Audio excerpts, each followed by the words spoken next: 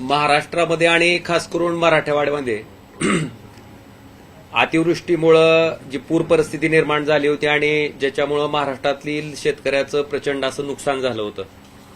त्याच नुकसानीच्या अनुषंगानं मी लोकसभेचा सदस्य या नात्यानं आणि माझ्याबरोबरचे सहकारी सदस्य बंडू जाधव साहेब असतील, त्याचबरोबर खासदार बगरे सर असतील, सुप्रियाताई असतील आणि महाराष्ट्रातील अनेक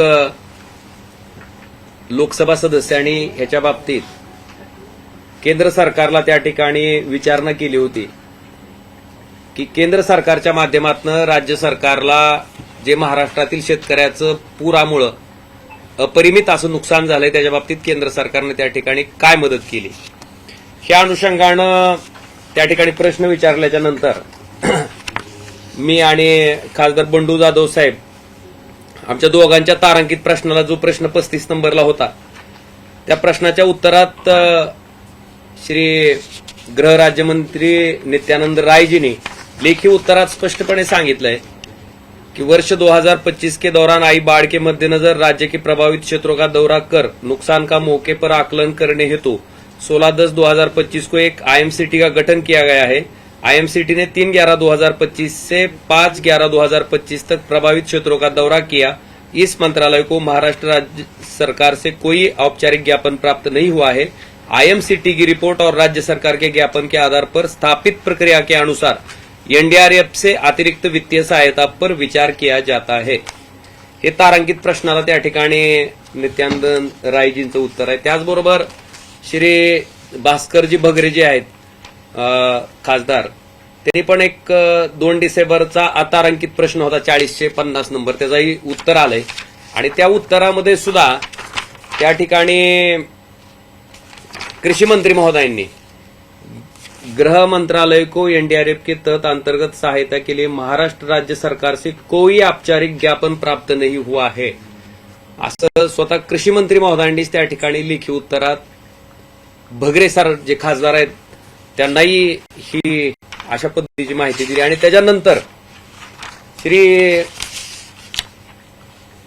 आपले जे कृषी मंत्री आहेत त्यांनी लोकसभेच्या फ्लोअरवर स्टेटमेंट करताना असं सांगितलं की बहुतेक माननीय मुख्यमंत्री महाराष्ट्र राज्याचे आणि देवेंद्र फडणवीस साहेबांनी सांगितलं की आम्ही प्रस्ताव पाठवलाय।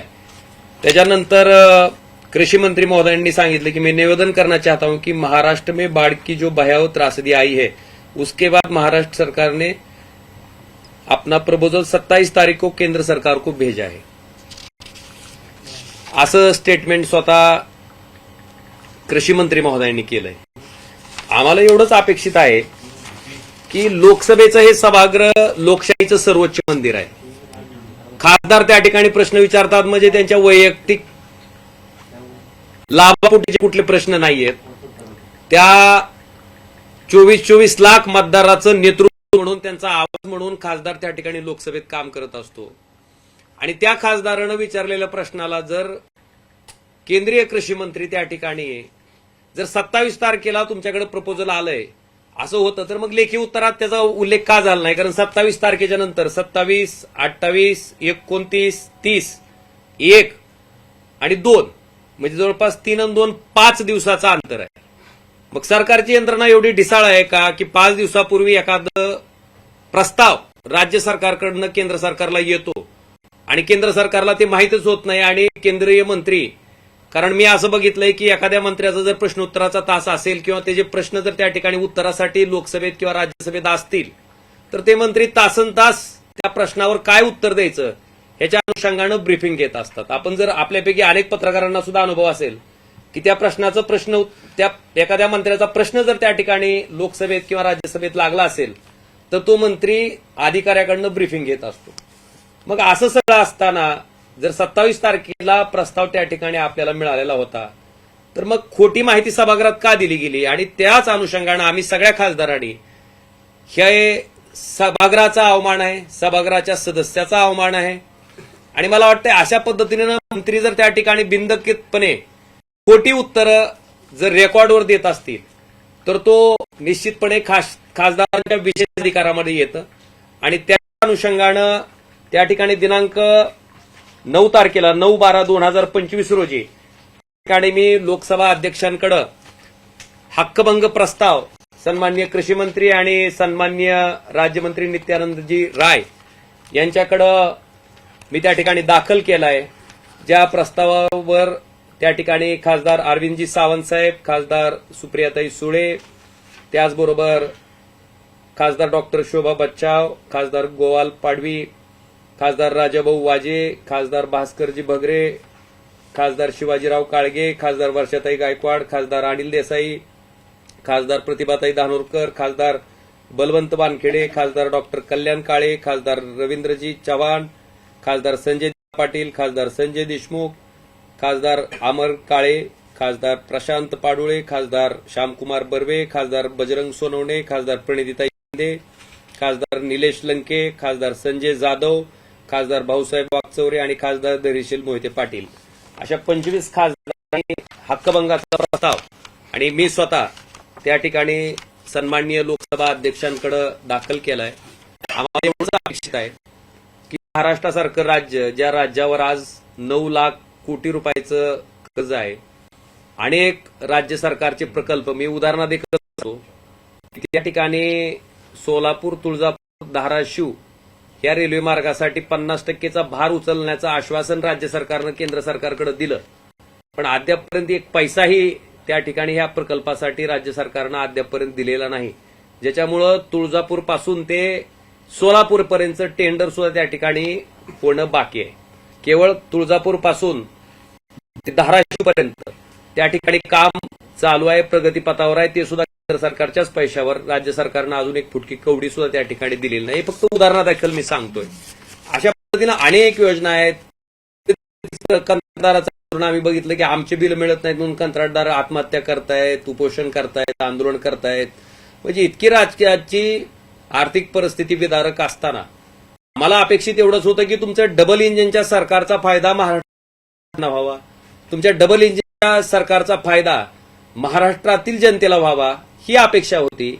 आणि त्याच्यात हे स्पष्टपणे दिसून येत होतं की राज्य सरकारचा प्रस्ताव त्या ठिकाणी आलेला नव्हता, पण केवळ मुख्यमंत्र्याची पाठराखण करायची का कुठल्या उद्देशानं त्या ठिकाणी माहीत नाही. पण त्या ठिकाणी अशा पद्धतीनं जर खोटी उत्तरं लोकसभेत दिली जात असतील तर ते अतिशय दुर्दैवी आहे. आणि राज्य सरकार आणि केंद्र सरकारकडनं आमच्या अपेक्षा इतकंच आहे की सर्वोच्च समग्र जे लोकशाहीचं मंदिर म्हणून आम्ही बघतो, जिथं लोकांना अपेक्षा असतात खासदाराकडनं, जिथं लोकांना वाटतं की आपल्या प्रश्नाला त्या ठिकाणी न्याय मिळेल, आपले प्रश्न मांडले जातील, त्याच्यावर उत्तर मिळेल आणि आपल्या समस्येची सोडवणूक होईल. मला वाटतं ह्या अपेक्षेनं महाराष्ट्रातला शेतकरी बसलेला आहे, प्रचंड आर्थिक अडचणीत आहे. मला वाटतं अशा परिस्थितीमध्ये अशा पद्धतीनं त्याच्यावर जी प्रतिक्रिया त्या ठिकाणी राज्य सरकार आणि केंद्र सरकारचे मंत्री महोदय देत आहेत, त्याच्यातनं शेतकऱ्याबाबतची उदासीन भूमिका त्या ठिकाणी दिसते आणि अतिशय दुर्दैवी आहे. सरकार म्हणून काम करणाऱ्या लोकांनी मला वाटतं हे भान ठेवलं पाहिजे की पूरामध्ये जे शेतकऱ्याचं आतोनात नुकसान झालंय, त्याच्या घराची जी अवस्था झाली, त्या शेतीची जी अवस्था झाली, त्याच्यामध्ये त्याला जगणं किती मुश्किल आहे. आपण माहिती घ्या की पूर परिस्थितीनंतर नापिकीमुळे कित्येक शेतकऱ्यांनी त्या ठिकाणी आत्महत्या केल्यात. आणि मला वाटतंय त्याच्या प्रश्नाच्या संदर्भात जर अशा पद्धतीनं राज्य सरकार वागत असेल आणि राज्य सरकारला केवळ पाठीशी घालायचे म्हणून केंद्रातले मंत्री सुद्धा जर स्टेटमेंट करत असतील तर ते दुर्दैवी आहे. काय वाटतं तुम्हाला हे शिवराज सिंग चौहान हे जे वक्तव्य केलं लोकसभेमध्ये, यामागे तुम्ही म्हणताय देवेंद्र फडणवीसांचा दबाव होता की अमित शहाचा दबाव होता की आता स्थानिक स्वराज्य संस्थेच्या निवडणुका सुरू आहे त्यामुळे त्यांना त्यांच्या दबावापोटी त्यांच्यावरती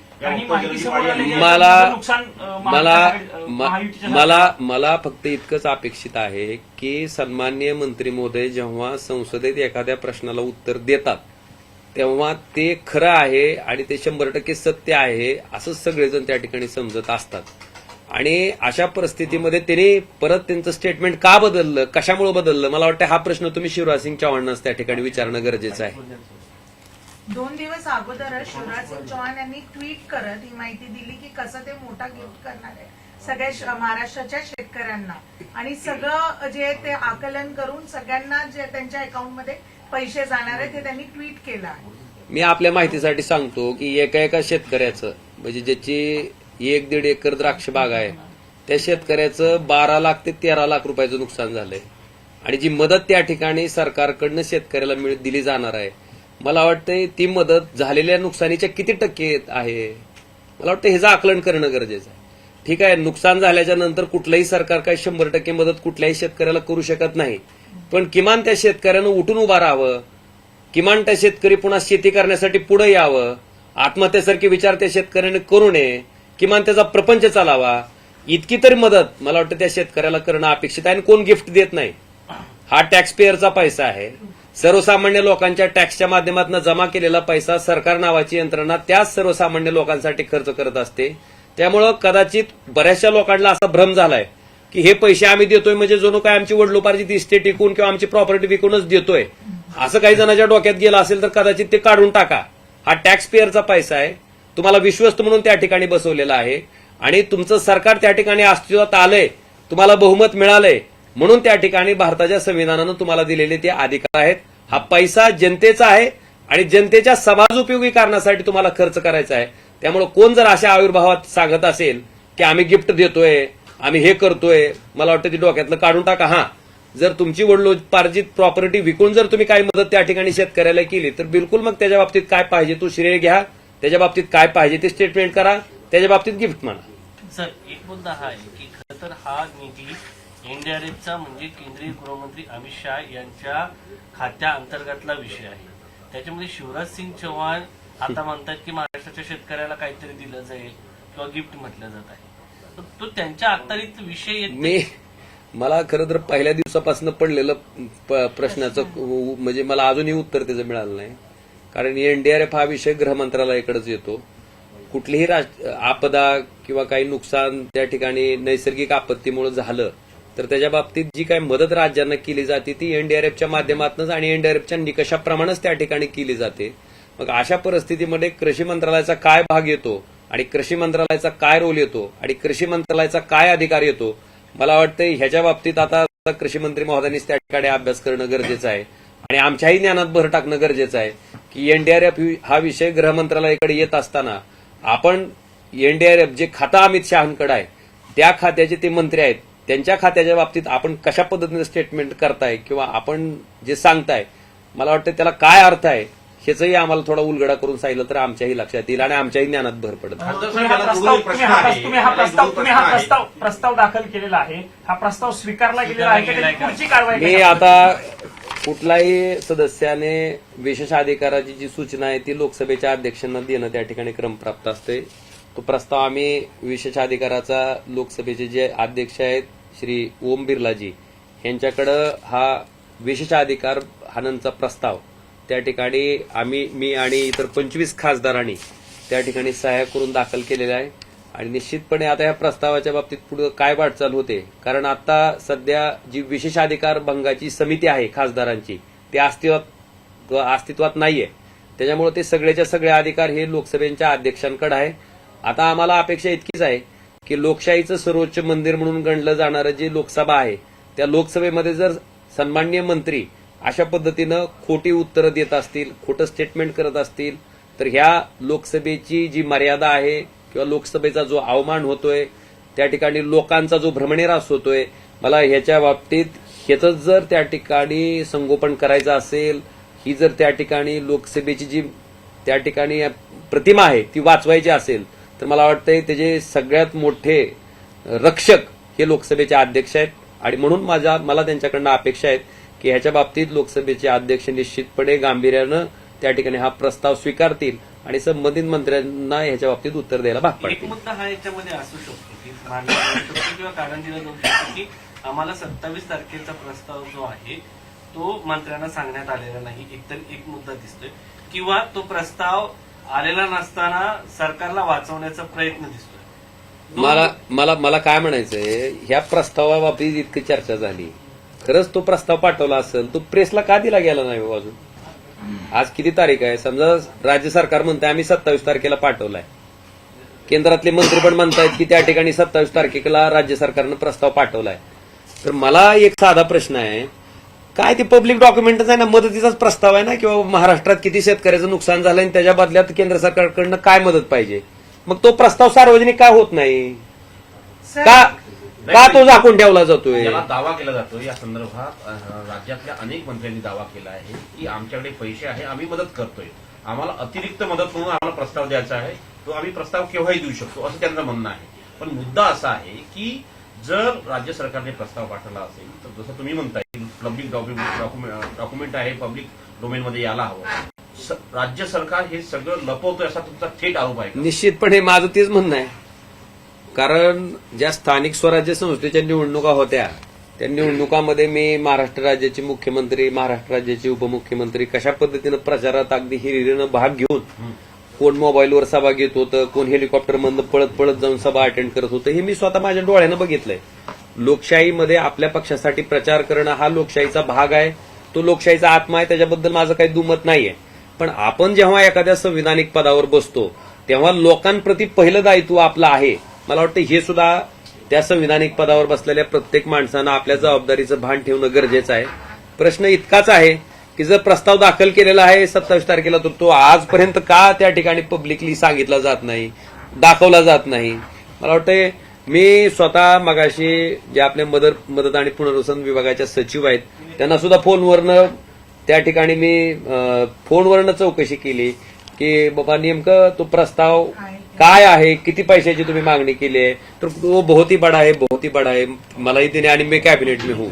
आता मला माहित नाही काय नेमका बडा आहे, सब गडबड आहे असं वाटतं. नाही, मला कुणाच्याही विश्वासार्थीवर प्रश्नचिन्ह निर्माण करायचं नाही. मला इतकंच म्हणायचंय की ठीक आहे, एखादी गोष्ट तुमच्याकडनं राहिली असेल तर ती मोठ्या मनानं स्वीकारा की राहिली आहे, आपण ती दुरुस्त करतोय. कारण सत्ताधारी पक्ष असेल, विरोधी पक्ष असेल, आपली भूमिका जर शेतकऱ्यांना मदत करायची आहे, आपली भूमिका जर शेतकऱ्यांना मदत मिळवून द्यायची आहे, तर त्याच्यातनं एखादी गोष्ट जर राहिली तर आपण ती स्वीकारली पाहिजे. ठीक आहे, राहिले बाबा माझ्याकडनं द्यायचं, पण त्याच्यावर पांघरून घालण्यासाठी कसं असतं, एक खोटं झाकण्यासाठी मग 100 खोटी बोलावं लागतात आणि ते सगळं उघडं पडतं. ओमराजेजी, सर, एक महत्वाचा हा मुद्दा आहे स्टेटच्या की जर निवडणुका डिपार्टमेंटला नसत्या कॉल केलेला की- तर यांना शेतकऱ्याचं काही देणं घेणं नसतं. म्हणजे दिवसाला 8 शेतकरी महाराष्ट्रात आत्महत्या करतात. देशातील सगळ्यात प्रगत राज्य आहे. आज तिथले मंत्री म्हणतात की जंगलामध्ये शेळ्या सोडा पाठवा. खरंच मला म्हणजे प्रामाणिकपणे सांगायचंय की राजकीय नेतृत्वाबद्दल सर्वसामान्य माणसं नेमकं काय विचार करतायत. जर कुणाचं मन त्या ठिकाणी वाचता आलं असतं तर कदाचित आमच्यासारख्या राजकीय नेतृत्वाला लक्षात आलं असतं की नेमकं आपल्याबद्दल लोक काय विचार करतायत. कारण इतका असंवेदनशीलपणा जर आपण लोकांच्या प्रती दाखवत असू आणि इतक्या असंवेदनशीलपणे आपण लोकप्रतिनिधी असताना जर वागत असू तर मला वाटतंय खरं आपणच आपल्या त्या पदावर बसायच्या लायकीचे आहेत का, आपण खरंच हे कारभार हाकायच्या लायकीचे आहेत का, हा प्रश्न स्वतःच्या मनाला त्या ठिकाणी विचारणं नितांत गरजेचं आहे. आणि राजकीय नेतृत्वाची, राजकीय लोकप्रतिनिधीची जी अवस्था झाली आहे आणि ज्या पद्धतीनं त्या ठिकाणी म्हणजे म्हणतात ना की एखादं जसं क्षेत्र असतं त्या प्रत्येक क्षेत्रात काही चांगले लोक असतात, काही वाईट असतात. पण एखाद्या माणसानं वाईट केलं म्हणजे ते सगळ्याच त्या क्षेत्रातली लोक वाईट आहेत असं काही नसतं तिथं. पण निश्चितपणे आपण लोकप्रतिनिधी म्हणून काम करत असताना आपल्या पदाची उंची वाढवणं, आपल्याबद्दल लोकांची विश्वासार्हता वाढवणं, मला वाटतं हे आपलं काम आहे. आणि ती विश्वासार्हता जपायचं काम सुद्धा लोकप्रतिनिधीचं आहे. आणि त्याच्यामुळे संवेदनशील असणं ही पहिला मुद्दा येतो. आणि संवेदनशील नुसतं असणं आणि दाखवणं हा पण भाग आहे. कारण असलेला माणूस दिसतोच आणि दिसलेला माणूस असतोच.